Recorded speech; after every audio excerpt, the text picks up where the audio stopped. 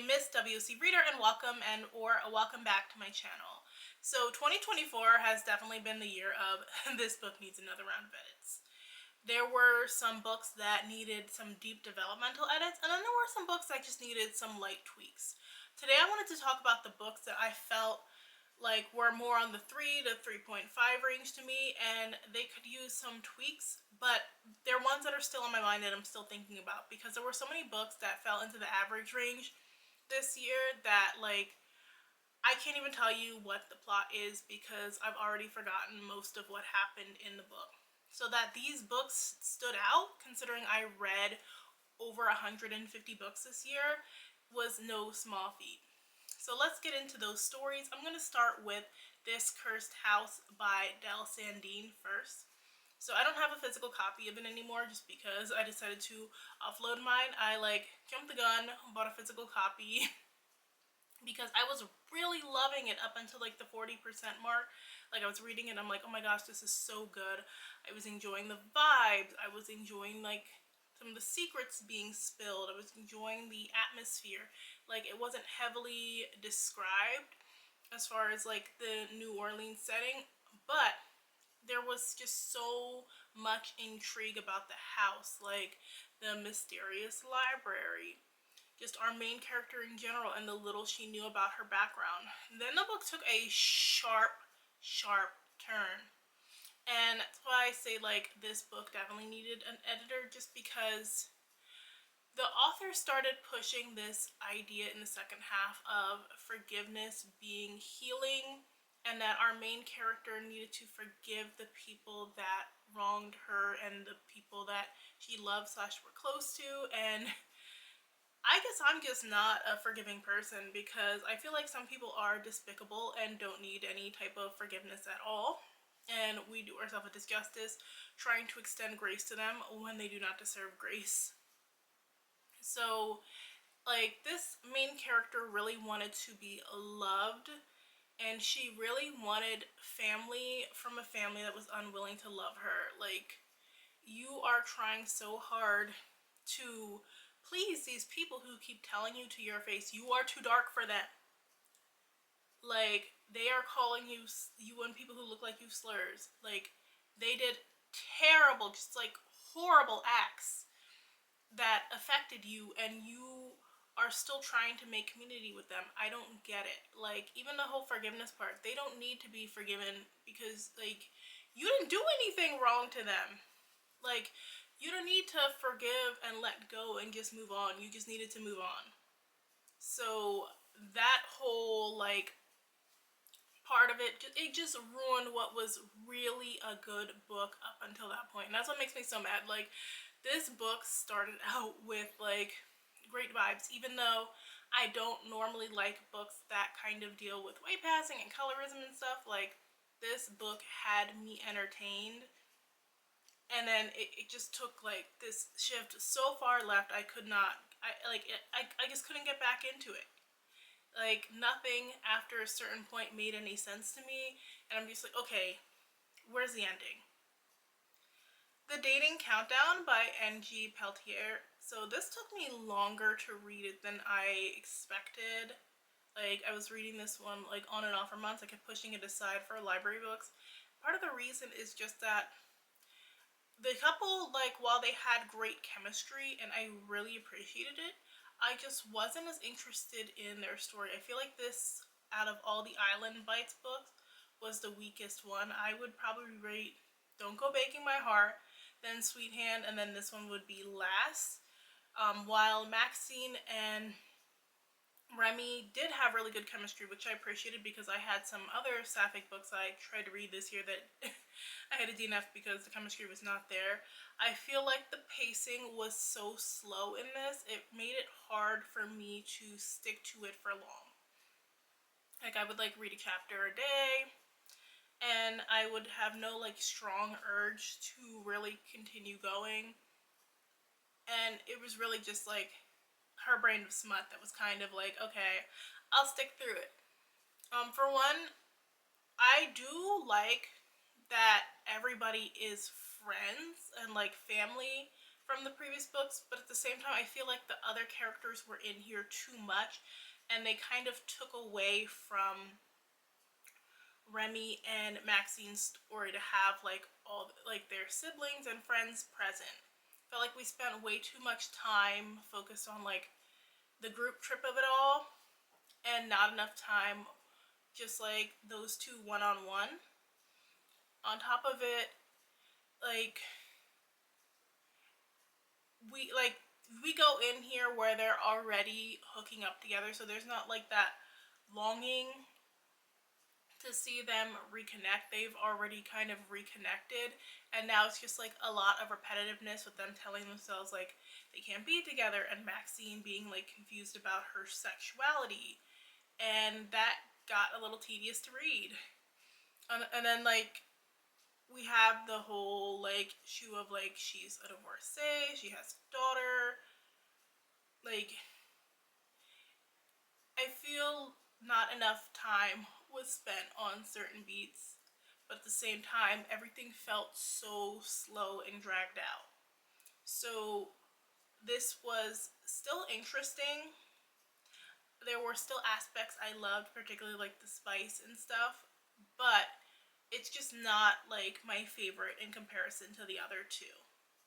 This one is Out of Office by A.H. Cunningham. This was my first A.H. Cunningham book. I would read another. So I was really, really loving this one too at first because we were in Panama. You have that kind of vacation romance, but then it's like, what happens after the vacation ends and you guys want to try and make the relationship a real thing? That is where I feel like the book started to go downhill because we have this lead, Genevieve. She is very much controlled by her mother who dictates her life and wants her to be a certain way. And then we have Adrian, who he's just kind of like a nice guy. He kind of goes along with everything. He's kind of like the perfect boyfriend. He had his own struggles, but I feel like he easily worked through them. And we needed a little bit more development when it came to him. Like things got very slow once they got back to the United States because he ends up like moving for her, so they didn't really have to fight too much with that long distance relationship situation. But it felt like he just so easily adjusted to life and like doing what she needed, and they didn't feel like they were on the same level at times. Masquerade. This one is by O.O. Sangyomi. This one got a lot of critical acclaim, which also made it intriguing. This was promoted as a fantasy, but in actuality, there's really no fantasy element. It has mythology, but we have to remember mythology is like based on religion. It doesn't have to be fantastical. And so this is like a historical fiction that is mythological based, kind of inspired by Hades and Persephone, but not really. I feel like that was a very loose like comp. So the ending of the book really didn't match the journey that we went on. I feel like the ending was rushed, even though we had more than enough page length. The whole time we are following a dodo, and she's been brought into this situation where she's been like kidnapped and betrothed to the king, and he's promising her all this stuff, and all of a sudden then it feels like it switches and she wants to have this leadership, and I don't feel like we were really built up when it came to her wanting this leadership and her like knowing how to lead and stuff. None of that was really shown on page. So by the time we get to the ending and she starts making the power moves, it didn't feel true to me because I'm like, who is this character and why did she change in the matter of like one chapter? Because just one chapter before she was being extremely naive. And this is like an adult book, but the way she moved still felt like so naive and childlike. I feel like for a proper adult book, the development needed to happen a lot sooner in the story. So like I was expecting like this badass warrior queen, at least that's how this book was promoted, and we didn't really get that. So like it was a decent read, like it did keep me entertained, The audiobook was very good. I think the audiobook is what helped really keep me entertained because like the narrator was just so good. I don't know how I would have been if I was just reading with my eyes because I don't feel like the plot progresses a lot.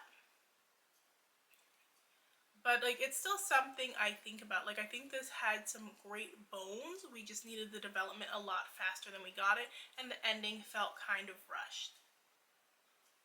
Bad Witches. This is by H.B. Akmiya, and so this book I describe it as like Charmed meets Sex in the City because that's just like literally what it feels like. Now the author said she never watched Charmed until after she wrote this, so I'm like wondering then if her inspiration was like The Craft or something because I heard there's some similarities there. Because it felt very much like Charmed-esque, except these are friends versus sisters. And there was a lot to enjoy in this book as far as the modern day witches, the things they were using their magic on. I loved that. They're like in New York trying to live their best lives. The part that really didn't fully work was that there was no plot progression until the end, and the end kind of got a little bit confusing. So we have this one side plot where there is this thing called the Tippet Crisis, where witches for years were being born just like human, no magic. Then once these girls unite and their powers are activated, that all changes, and suddenly we're seeing witch babies born again with magical powers. That was such an interesting plotline, but I don't feel like it was developed enough. And we're following 4 different POVs, so there was a lot to follow along with, and then you have like side characters and everything like that. And I don't feel like the girls were as interested in developing their magical powers again until we got closer to the end. And one thing that we needed was that overarching villain to tie everybody together. That was what was truly lacking here. You know how Charmed has that villain of the week like situation going on where they would have like a villain like every new villain every episode or a new villain every 2 episodes, and it made it easy. It's also makes it easy for you to just like follow in reruns because you can just kind of pick it up anywhere and you're entertained because you feel like you got like the full story. We didn't have that villain here to tie them together, and I don't know if the ending was kind of foreshadowing this villain tying them together, but we needed that a lot sooner because at a certain point I was just like, where's the plot? Like we started talking heavily about like pop cultural things that had no relevance, but I wanted to know more about the magic. And I'm just like, okay, so where are we going with this? Otherwise, like there was still like a lot of decent things in here, and I like an editor really should have said, okay, let's get a central thing that ties them together. So that's just my opinion on these books that kind of really stuck with me and I'm still thinking about, but I just wanted just a little bit more from. Like I said, some books you kind of are unsure what to rate them. You're like, is it a 3? Is it a 4? Is it an in between? Like, I didn't hate it, but it wasn't like a 5-star. I need to read it again and again. So, did you have a book this year where you like are still thinking about it, but it wasn't like a top tier read for you? If you do, let me know in the comment section below. Let me know if you've read any of these books as well. And if you like this video, make sure and hit that like button. Thanks so much for watching. I will see you guys in the next one. Bye!